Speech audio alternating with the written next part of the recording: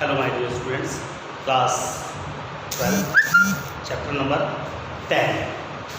Chapter number 10 उपनिवेशवाद और देहात। इस चैप्टर में हमारा जो नेक्स्ट टॉपिक स्टार्ट होता है वो राजस्व राशि के भुगतान में चूक के बारे में है कि कैसे चूक हो जाया करती थी, उसके बारे में हम आपसे बात करते हैं। तो राजस्व राशि के भुगतान में चूक कैसे होती थी? जितने भी ज़मींदार हुआ करते थे, जो भी ज़मींदार थे, वो राजस्व की जो राशि थी उसकी भुगतान में कहीं ना कहीं कोताही बरतते थे। थोड़ी सी मतलब खुद अपनी तरफ से कोताही बरतने की कोशिश करते थे कि भाई न देना पड़े, ठीक है ना। इससे क्या होता था, राशि धीरे धीरे बढ़ती चली जाती थी, अप होती चली जाती थी। जब राशि बढ़ती चली जाती थी तो क्या होता था, कर्ज जो है वो बढ़ता चला जाता था। कर्ज बढ़ गया, अब जब कर्ज बढ़ गया तो कर्ज की राशि कितनी हो गई, बहुत ज़्यादा हो गई। इससे क्या हुआ, अब शुरू की जो आरंभिक मांगें थी वो कैसी थी, बहुत ऊंची थी। शुरू की प्रारंभिक आरंभिक मांगें बहुत ऊंची हुआ करती थी। तो ये लागू तब हुआ जब उपज की कीमत कैसी कर दी गई, कम थी। उस समय लागू हुआ था जब उपज की कीमत कैसी थी, कम थी। अब क्या हुआ, उपज की कीमत बढ़ती चली गई। तो इस तरीके से स्टार्टिंग हुई इसकी, ठीक है ना। और राजस्व कैसा था, बिल्कुल असमान था, यानी किसी का तो बहुत ज़्यादा और किसी का बहुत कम, ठीक है ना। तो ये परेशानियाँ सबसे ज़्यादा देखने को मिली थी। फसल हो या ना हो इससे कोई फर्क नहीं पड़ता था, उन्हें तो सिर्फ राजस्व राशि से मतलब था और वो उस राशि को उनसे लिया करते थे। तो ये काम था उनका। और क्या होता था, इसी क्रम में आगे एक विधि आई जिसका नाम था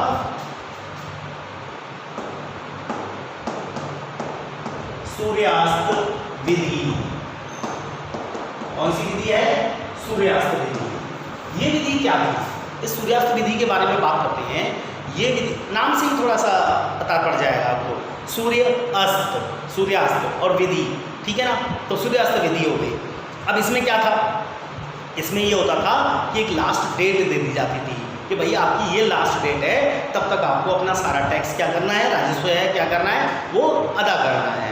तो जब आपको राजस्व सबको अदा करना है तो लास्ट डेट हुआ करती थी। उससे पहले उन्हें क्या करना था, पूरा राजस्व एकत्र करके सौंपना होता था अंग्रेज अधिकारियों को। तो अब कब अदा करना होता था, तो सूर्यास्त यानी उस डेट की कब तक समय सीमा है, उस डेट की शाम तक, जब तक सूर्य अस्त हो जाता है उससे पहले आपको क्या करना है, उसे अदा कर देना है। तो इसी विधि को क्या कहा गया, सूर्यास्त विधि का नाम दे दिया गया। तो ये है सूर्यास्त विधि। अब नेक्स्ट पॉइंट है हमारा, जो जमींदार थे उन जमींदारों की जो शक्ति थी वो क्या कर दी गई, कम कर दी गई, सीमित कर दी गई, ठीक है ना। जमींदारों की शक्ति कम कर दी गई। और क्या किया गया, उन्हें मात्र राजस्व इकट्ठा करने वाला व्यक्ति बना दिया गया कि आप सिर्फ है ना अब राजस्व इकट्ठा कीजिए। तो जमींदारों की जो है ना वो क्या हो गई, अब वो उनकी स्थिति जो थी वो डाउन हो गई। सिर्फ उन्हें एक ऐसा ही व्यक्ति माना गया, क्या करने वाला, इकट्ठा करने वाला। क्या इकट्ठा करने वाला, राजस्व इकट्ठा करने वाला, ऐसा व्यक्ति मान लिया गया। और इस तरीके से उनकी शुरुआत हुई। अब और क्या किया गया, अब जमींदार के अंतर्गत क्या आया, जमींदार के नीचे बहुत सारी चीज़ें थी, उन सभी चीज़ों में भी कहीं ना कहीं थोड़ा थोड़ा डिफरेंस आता चला गया। वो क्या क्या आया डिफरेंस, सबसे पहली बात है जमींदारों की जो सैन्य टुकड़ी थी वो भी उनकी क्या कर दी गई, भंग कर दी गई, कम कर दी गई सैन्य टुकड़ियाँ, ठीक है ना। उसे ख़त्म ही कर दिया गया या बिल्कुल ही। दूसरा पॉइंट बात करते हैं, जो कचहरी थी उनको ख़त्म कर दिया गया। कचहरी का काम जो है वो कहीं और चला गया, ट्रांसफ़र कर दिया गया। अब कचहरी का काम कैसे ट्रांसफ़र हुआ, वो कहते हैं कि इसका सारा काम अब क्या होता था, कंपनी द्वारा नियुक्त एक कलेक्टर होता था। कंपनी ने एक कलेक्टर नियुक्त किया और वो कलेक्टर ही उस सारे काम को, यानी कचहरी के सारे काम को क्या किया करता था, देखा करता था। तो इस तरीके से शुरुआत होती है एक नई सिस्टम की। अब कलेक्टर की देखरेख में होता था ये सारा काम, ठीक है ना। नेक्स्ट पॉइंट हमारा कि ज़मींदार जितने भी थे उन ज़मींदारों से स्थानीय न्याय की जो शक्ति थी वो भी छीन ली गई। भाई कभी कभी आपस में लड़ाई झगड़े हो जाया करते थे गाँवों में, और वो क्या करते थे, तो लड़ाई झगड़ों का निपटारा किया करते थे न्यायाधीश बनकर, है ना। न्यायाधीश बन जाया करते थे और निपटारा कर दिया करते थे कि भाई चलो ठीक है, छोटे छोटे झगड़े हैं। पर अब क्या कर लिया गया, अब वो शक्ति भी उनसे छीन ली गई। उनको कह दिया गया कि नहीं, अब आप ये नहीं कर सकते, आप नहीं दे सकते, हमें देना होगा, हम देंगे, जो भी करना है हम करेंगे। न्याय हम करेंगे आपके लिए, आपको न्याय करने की जरूरत क्या है, आप कौन होते हैं न्याय करने वाले। तो इस तरीके से उनकी न्याय की शक्ति भी क्या कर ली गई, उनके हाथों से छीन ली गई। और क्या किया गया, जमींदारों के जो अधिकार थे वो भी कम कर दिए गए, उनके अधिकार भी कम कर दिए गए। तो इस तरीके से कार्य शुरू हुआ, ठीक है ना। नेक्स्ट पॉइंट है, अब ये तो थे जमींदारों की चीज़ें थी कि क्या क्या उनका कम कर दिया गया। 2 पॉइंट और भी हैं इसमें। एक ये है कि फसल खराब होने के कारण जो किसान थे वो राजस्व का भुगतान नहीं कर पाते थे। राजस्व का सीधी सी बात है, जब फसल का नुकसान हो जाएगा तो भुगतान कैसे करेंगे, कहाँ से करेंगे, पैसा ही नहीं होगा, फसल बेच नहीं पाएंगे, पैसा आएगा नहीं, तो पैसा आएगा नहीं तो फसल के लिए जो राजस्व देना है वो राजस्व नहीं जा पाएगा। तो इस तरीके से किसानों के सामने परेशानी होती थी। तो ज़मींदार जो होता था, अब क्या होता था, उस ज़मींदार पे ही पूरा भार आ जाता था, उसी को सारा राजस्व देना पड़ता था। ऐसी भी परेशानियाँ आई, ठीक है ना। और क्या हुआ, ये हुआ जितने भी धनवान लोग थे, है ना, धनवान रैयत थे, रैयत माने किसान हुआ करते थे, तो धनवान रैयत या जोतदार जिनको मुखिया कहा जाता था, है ना, तो ये जानबूझकर क्या करते थे, भुगतान क्या करते थे, कभी कभी रुकवा दिया करते थे, भुगतान देने में देरी करते थे। क्यों, जमींदार की क्या होगी, संपत्ति नीलाम हो जाएगी, इसकी संपत्ति नीलामी होगी, है ना। तो जानबूझ के मुखिया क्या करते थे, जोतदार क्या करते थे, रोक लिया करते थे उस राजस्व की राशि को, ऐसे काम नहीं करते थे। चलिए, तो नेक्स्ट टॉपिक की बात करते हैं हम। सेकंड पॉइंट है हमारा जोतदारों का उदय। हम इस पॉइंट के बारे में बात करते हैं, जोतदारों के उदय के बारे में। तो इसमें सबसे पहला हमारा पॉइंट है, जितने भी जोतदार होते थे उन्हें क्या कहा जाता था, धनी किसानों का समूह होता था। जोतदार कौन होते थे, धनी किसानों के समूह। स्टूडेंट्स इतना याद रखिए कि जमींदार और जोतदार दोनों में थोड़ा डिफरेंस है ना, तो ये चीज़ याद रखिएगा। तो जोतदार जो है ना, वो धनी किसानों का समूह हुआ करता था। इनकी स्थिति धीरे धीरे अब मजबूत होती जा रही थी। क्यों, क्योंकि जमींदारों की संपत्ति जो नीलाम होती थी उसे ये क्या कर लिया करते थे, खरीद लिया करते थे, अपने पास रख लिया करते थे, ठीक है ना। तो इसलिए इनकी स्थिति जो थी अब जमींदारों से मजबूत होती चली जा रही है, और जमींदार क्या हो रहे थे, वो धीरे धीरे कमज़ोर होते चले जा रहे थे।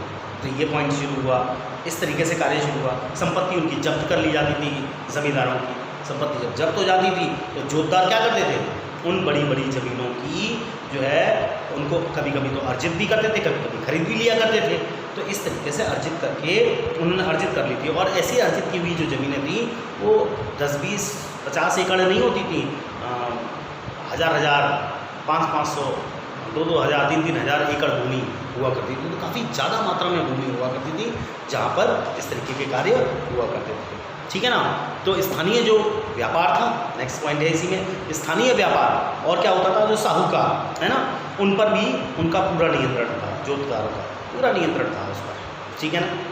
साहूकारों पर जो व्यापारी थे उन पर व्यापार कर वहाँ के, तो उस पर भी पूरा नियंत्रण था। ये क्या करते थे, गरीब इस किसानों पर अपनी शक्ति का प्रयोग करते थे, अपनी जो, क्योंकि व्यापक शक्ति थी उनके पास, अच्छी शक्ति थी, परेशान कर दिया करते थे उनको। उनके पास ऐसे लोग होते थे, डकैत होते थे, जिनसे ये सामने वाले को परेशान कर सकते थे। तो ऐसे व्यक्ति अपने पास हमेशा सदा रखा करते थे ये लोग। तो इस तरीके से जो है गरीब किसानों पर इन्होंने इसका प्रयोग करना शुरू किया। इनकी जो ज़मीनें थी उस ज़मीन का बहुत बड़ा हिस्सा जो है ना, कुछ ऐसे लोगों के पास होता था जिन्हें बटाईदार कहा जाता था। बटाईदार को आप समझते हैं ना, आपकी ज़मीन है, उस पर कोई और व्यक्ति अगर खेती करता है तो ऐसा व्यक्ति जो है ना बटाईदार कहलाता है, क्योंकि उसकी पार्टनरशिप होती है उसमें, इसे हम बटाईदार कहते हैं। तो उनके द्वारा जोता जाता था, है ना। मान लीजिए कि आपकी ज़मीन है, आपने मान लिया कि आपकी ये ज़मीन, ठीक है ना, वैसे भी ये है आपके हिस्से, तो आपने बटाईदारों को दे रखा है। ये बटाईदार के पास हो गई, ये एक दूसरे बटाईदार के पास हो गई, ये तीसरे बटाईदार के पास हो गई। अगर ज़मीनें ज़्यादा है आपकी तो अलग अलग बटाईदार होंगे, और अगर ज़मीन कम है आपकी तो लगभग हो सकता है 2 बटाईदार के पास आपकी ज़मीन हो, या फिर एक ही बटाईदार के पास पूरी ज़मीन चली जाए आपकी, ऐसा भी हो सकता है। तो कुछ भी हो सकता था, इस तरीके से बटाईदार हुआ करते, तो वो इसे जोतते थे। बाद में क्या हुआ, फसल का जो कुछ हिस्सा होता था, उस फसल के कुछ हिस्सा उसमें उसे वो लेते थे, और आधा जो है जोतदारों को दे दिया जाता था, ठीक है ना। फसल का कुछ ही हिस्सा ले पाते थे वो, ज़्यादातर किसके पास चला जाता था, जोतदारों के पास चला जाता था। ऐसे आधा चला जाता था लगभग जोतदारों के पास ही। तो क्योंकि बटाईदार में हमेशा 50-50% का रेशियो शायद चलता है, ऐसा ही होता है। तो इसको एक बार क्लियर कीजिएगा अपनी बुक से, अपनी NCERT की बुक से। और नेक्स्ट बात करते हैं जमींदार और जोतदारों में, दोनों में थोड़ा डिफरेंस होता है। अब वो डिफरेंस क्या है आप समझ लीजिए। जमींदार जो होते थे वो शहरों में रहा करते थे, जबकि जोतदार कहाँ रहते थे? गांव में रहते थे। जमींदार जो होते थे, जो जोतदार होते थे वो है ना अधिक प्रभावशाली माने जाते थे, जबकि ज़मींदार जो होते थे वो प्रभावशाली थोड़ा सा जोतदारों के मुकाबले में कम होते थे। तो ऐसा भी है। और जोतदार किसानों पर अपना पूर्ण नियंत्रण रखते थे, जबकि ज़मींदार जो थे वो किसानों पर पूर्ण नियंत्रण नहीं रख पाते थे। जमींदारों द्वारा जो बढ़ाया गया राजस्व था, क्योंकि जमींदार राजस्व बढ़ाते जाते थे ना, तो जो बढ़ाया गया राजस्व था उसका जोतदार विरोध किया करते थे कि भाई हम इतना नहीं दे पाएंगे, हम इतना नहीं कर पाएंगे। तो इस तरीके से वो उसका विरोध करते थे कहीं ना कहीं। और राजस्व भुगतान में जानबूझकर कभी कभी देरी भी कर दिया करते थे। देरी क्यों करते थे? ताकि ज़मींदार की जो ज़मीन है या ज़मींदार की जो संपत्ति है वो क्या हो जाए? नीलाम कर दी जाए। नीलाम होगी तो कौन खरीदेगा? जोतदार उसे क्या कर लेगा? खरीद लेगा।